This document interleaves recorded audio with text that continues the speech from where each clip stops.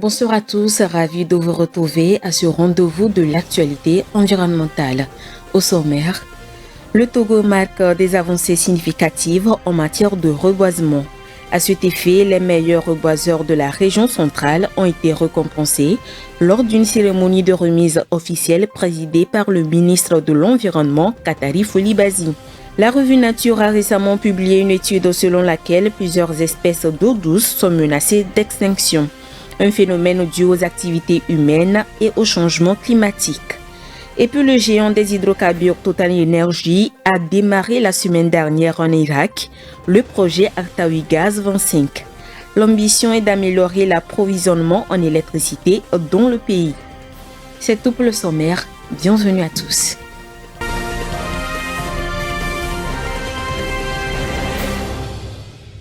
Les 3 meilleurs reboiseurs de la campagne nationale de reboisement 2022 dans la région centrale ont été récompensés vendredi dernier à Sokodé. La cérémonie de remise de prix a été présidée par le ministre de l'Environnement et des Ressources forestières, Katari Folibazi. Suivant. Dans le cadre de la 3e édition du prix, les concurrents de l'ambition décennale de reboisement, le ministre de l'Environnement et des Ressources forestières Katari Folibazi a procédé le vendredi 10 janvier à Sokodé à la cérémonie de remise de prix aux 3 meilleurs reboiseurs de la région centrale. Parrainé par le ministère de l'Environnement, ce prix est la reconnaissance du gouvernement à l'endroit des citoyens qui se sont résolument engagés dans la réalisation de l'ambition décennale de reboisement de 1 milliard de plans à l'horizon 2030. Il vise à encourager les lauréats à accroître davantage leurs efforts en matière de reboisement et surtout à inciter les autres planteurs privés à emboîter leurs pas. Les 3 lauréats se partagent une enveloppe de 2 200 000 francs CFA. Le premier prix d'une valeur de 1 million de francs CFA et un trophée a été enlevé par Kabichada Komi Esorana de la préfecture de Blita. Il a planté 102 000 arbres sur 62 hectares avec un taux de réussite de 90%. Le second lauréat est Uruakondo Makani de la préfecture de Tchaoudjo. Il a mis en terre 115 000 arbres sur 36 hectares avec un taux de réussite de 115%. Cette performance lui a valu un chèque de 700 000 francs CFA. Le 3e prix d'une enveloppe de 500 000 francs CFA est allé au révérend père Pigna Mazamaiso Alfred de la préfecture de Tchamba. Ce planteur a reboisé 20 400 arbres sur 12 hectares pour un taux de réussite de 95%. Tous heureux, les gagnants ont exprimé leur gratitude au gouvernement pour ces prix qui, selon eux, viennent les motiver à faire encore mieux l'année prochaine. Le ministre de l'Environnement, Katari Folibazi, a rendu un hommage mérité au chef de l'État, Faure Essozmna Nyasingbe, pour avoir institué la campagne nationale de reboisement afin de faire face aux nombreux problèmes environnementaux auxquels il est confronté depuis plusieurs décennies. Il a félicité les lauréats et, à travers eux, tous les planteurs privés et l'ensemble de la population togolaise pour leur engagement dans les opérations de reboisement depuis 2021. Le ministre a appelé tous les acteurs à s'investir davantage en vue de contribuer à l'atteinte de l'ambition décennale.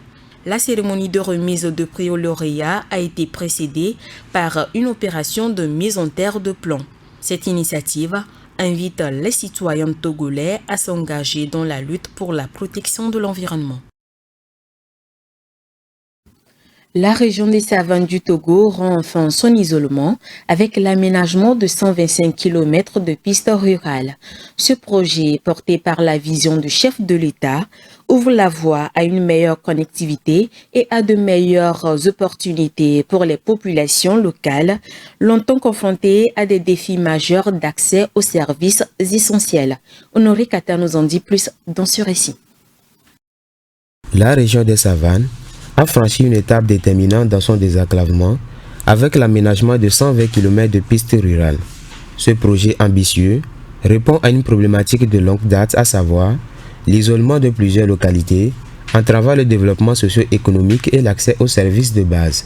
Ces infrastructures ouvrent la voie à une meilleure intégration des communautés dans le tissu économique. L'aménagement des pistes rurales a été réalisé sous l'impulsion directe du chef de l'État, dont la vision stratégique place le développement inclusif au cœur des priorités nationales. L'engagement du gouvernement témoigne d'une volonté affirmée de réduire les inégalités territoriales en renforçant les infrastructures dans les régions les plus marginalisées. Cette initiative illustre également l'ambition du Togo d'atteindre des objectifs de développement durable en investissant dans des projets structurants à fort impact. L'aménagement de ces pistes rurales facilite désormais les échanges commerciaux et sociaux entre les communautés. Les populations peuvent plus aisément acheminer leurs produits agricoles vers les marchés, accéder à des services essentiels comme l'éducation et la santé et profiter d'un cadre de vie amélioré. Ces infrastructures, tout en réduisant les coûts de transport, dynamisent l'économie locale et encouragent l'autonomie des communautés, renforçant ainsi la cohésion sociale. Au-delà de l'impact immédiat, ce projet représente une pierre angulaire pour le développement durable de la région des Savanes. En favorisant la mobilité et l'intégration économique, il constitue un levier pour attirer des investissements dans des secteurs tels que l'agriculture, l'artisanat et le commerce.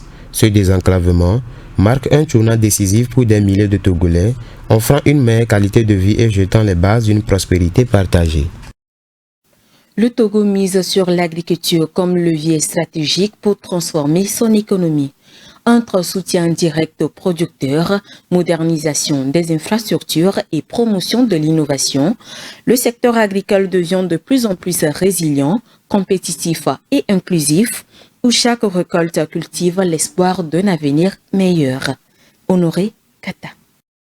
Le gouvernement togolais a positionné l'agriculture comme un pilier clé du développement économique et social. Grâce à une enveloppe de 10 milliards de francs CFA, 149 000 producteurs ont bénéficié d'un soutien direct, améliorant leur capacité de production et leurs conditions de vie. Cette initiative a permis d'assurer une meilleure accessibilité aux intrants agricoles, favorisant l'augmentation des rendements et la stabilisation des prix sur les marchés. Dans la continuité de ces efforts, la modernisation du secteur s'est accélérée avec la mise à disposition de 400 tracteurs et 3500 kits d'irrigation, renforçant la résilience des exploitations face aux aléas climatiques. Par ailleurs, l'inauguration de 2 centres régionaux à Tchao et Tové témoigne de l'engagement du gouvernement à encourager l'utilisation de technologies agricoles modernes. Ces initiatives ambitionnent de bâtir une agriculture compétitive et durable, adaptée aux défis environnementaux. Pour renforcer cet élan, des programmes spécifiques soutiennent des filières stratégiques comme le coton, le soja et l'anarcade, offrant des opportunités économiques aux jeunes et aux femmes. En parallèle, le lancement d'un complexe avicole intégré à Aveitonou, intégrant un institut de recherche agricole et un éco-village, illustre la volonté de promouvoir l'innovation technologique en synergie avec la production agricole. Le Togo a initié son 5e recensement national de l'agriculture pour optimiser les politiques et investissements dans ce secteur. Conscient des enjeux climatiques, le pays multiplie les actions en faveur de l'agroécologie et des pratiques agricoles durables, tout en intégrant des outils numériques pour améliorer la compétitivité. Ces efforts inscrivent l'agriculture togolaise dans une dynamique de transformation structurelle, véritable moteur d'une prospérité partagée. À Madagascar, les incendies ont détruit les forêts uniques, menaçant la biodiversité. Ces incendies sont favorisés par la sécheresse liée au changement climatique et à l'accumulation des émissions de gaz à effet de serre des pays industrialisés. Des actions urgentes sont nécessaires pour lutter contre ce phénomène et améliorer les conditions de vie des populations victimes. Rafi Tombérekou nous en dit plus dans ce récit. Madagascar a été un théâtre d'une tragédie écologique sans précédent en début de l'année 2025. Les incendies ont ravagé les forêts du sud-est et du nord-est du pays. La biodiversité de la région a été particulièrement touchée, ainsi que les moyens de subsistance des populations locales.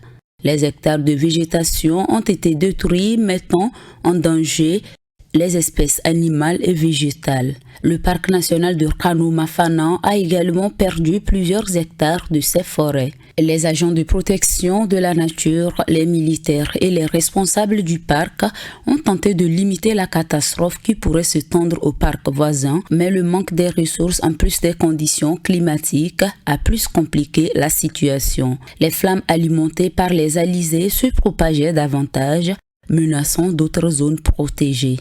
Dans l'est et le nord du pays, le constat est alarmant. Les agents du ministère de l'Environnement et du Développement durable sont restés impuissants devant des scènes identiques. La catastrophe s'explique par plusieurs facteurs, notamment des brûlis agricoles, une méthode qui est plus pratiquée par les Malgaches et surtout le changement climatique exacerbé par la sécheresse. Parlons toujours de la menace qui pèse sur la biodiversité. Les activités humaines telles que la pollution, la construction de barrages, l'extraction de l'or et le changement climatique mettent en danger 24% des espèces d'eau douce.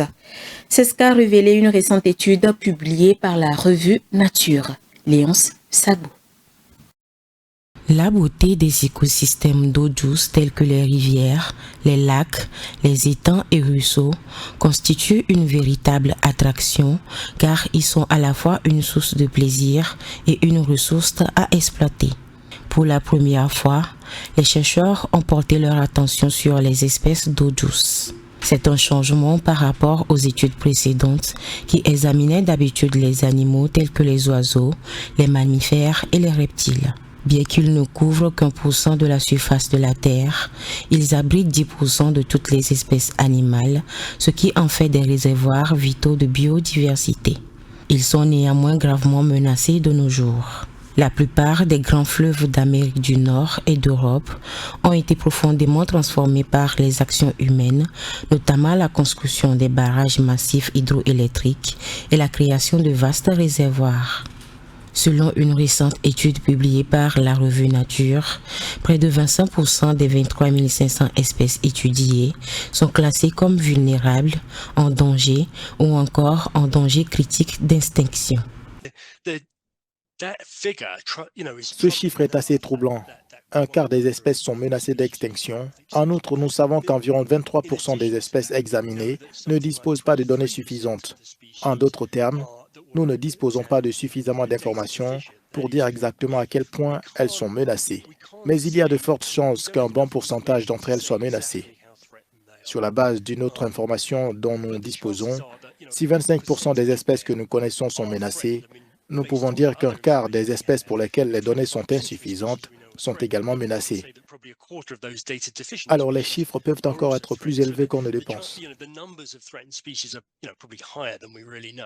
Les auteurs insistent sur l'importance de s'attaquer aux menaces pour atténuer le déclin et la perte actuelle des espèces. Les écosystèmes d'eau douce sont particulièrement menacés en raison de leur proximité avec les activités humaines, contrairement aux océans et aux mers. Le fait que ces écosystèmes d'eau douce soient interconnectés joue également un rôle dans la pollution, qui reste une préoccupation majeure pour les 23 500 espèces dépendant de ces écosystèmes, notamment les libellules, les poissons et les crabes. Ainsi, un cours d'eau en amont peut rapidement se propager en aval, affectant une zone plus vaste. De plus, ces ressources en eau douce sont utilisées dans l'extraction agricole, dans le besoin en eau potable et sont menacées par les espèces envahissantes. Le changement climatique en première ligne, les incendies de forêt et la déforestation ont entraîné d'importantes destructions dans diverses régions, notamment en Amazonie et en Australie.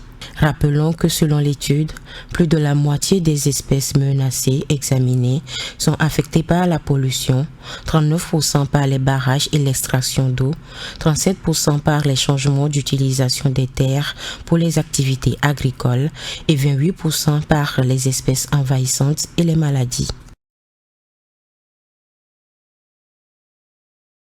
5 départements de la Normandie font face à une pollution aux particules fines depuis hier. Les autorités ont lancé un appel de vigilance à la population. Le commentaire est signé Rafetou Mberikou. La Normandie est en proie à une pollution de l'air avec une forte concentration des particules fines favorisées par des conditions météorologiques. Plusieurs communes normandes affichent un indice de qualité de l'air préoccupant. Dans la métropole de Rouen, l'indice de qualité de l'air risque d'être très insupportable selon l'association agréée pour le suivi de la qualité de l'air de cette région. Les dispositifs de validation des titres de transport sont désactivés dans chaque voiture. La préfecture des Seine-Maritimes a annoncé la réduction de la vitesse de 110 km/h au lieu de 130 km/h sur les autoroutes, de 90 km au lieu de 110 110 km sur les voies rapides et de 80 et 90 à 70 km pour les routes. Des mesures de dépollution et l'interdiction d'utiliser des groupes électrogènes ont été instaurées sauf en cas de nécessité. Des règles spécifiques s'appliquent également au transport, l'industrie et à l'agriculture. Selon les données de l'ATMO Normandie, les particules fines inférieures à 10 micromètres pourraient affecter la santé des populations, surtout chez les personnes les plus vulnérables. Les autorités ont exhorté les populations à la prudence afin de ne pas aggraver les effets de cette pollution. Total Energy fait parler encore de lui en ce début d'année. Le géant français des hydrocarbures a démarré le 10 janvier dernier en Irak un projet dénommé Artawi Gaz 25. Celui-ci consiste à construire la première usine de traitement de gaz, une initiative qui vise un double objectif. Viva Samana nous donne plus de détails sur ce projet dans cet élément. Artawi Gaz 25, c'est le nom du projet à double objectif lancé le 10 janvier 2025 par Total Energy en Irak. Il s'agit de construire la première usine de gaz torché dans ce pays du Proche-Orient.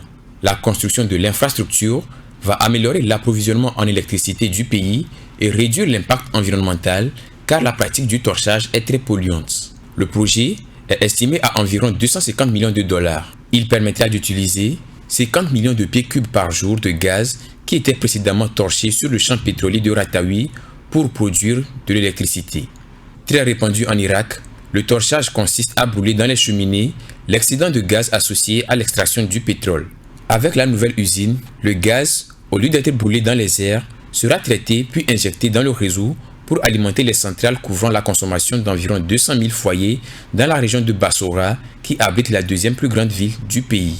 L'usine pourra traiter le gaz d'une capacité de 300 millions de pieds cubes par jour et permettra de récupérer le gaz torché sur 3 champs pétroliers et fournir du gaz à des centrales de 1,5 GW de capacité. Cela va améliorer l'approvisionnement en électricité du pays, riche en pétrole, mais confronté à des coupures de courant fréquentes. Ce chantier s'inscrit dans le méga projet Gas Grow Integrated Project qui combine hydrocarbures et électricité. Ce méga projet est estimé pour un montant d'investissement d'environ 10 milliards de dollars et réparti entre les groupes français Total Energies et ses partenaires Basra Oil Company et Qatar Energy, respectivement à hauteur de 45, 30 et 25%. La fin des travaux est prévue au terme de l'année 2027.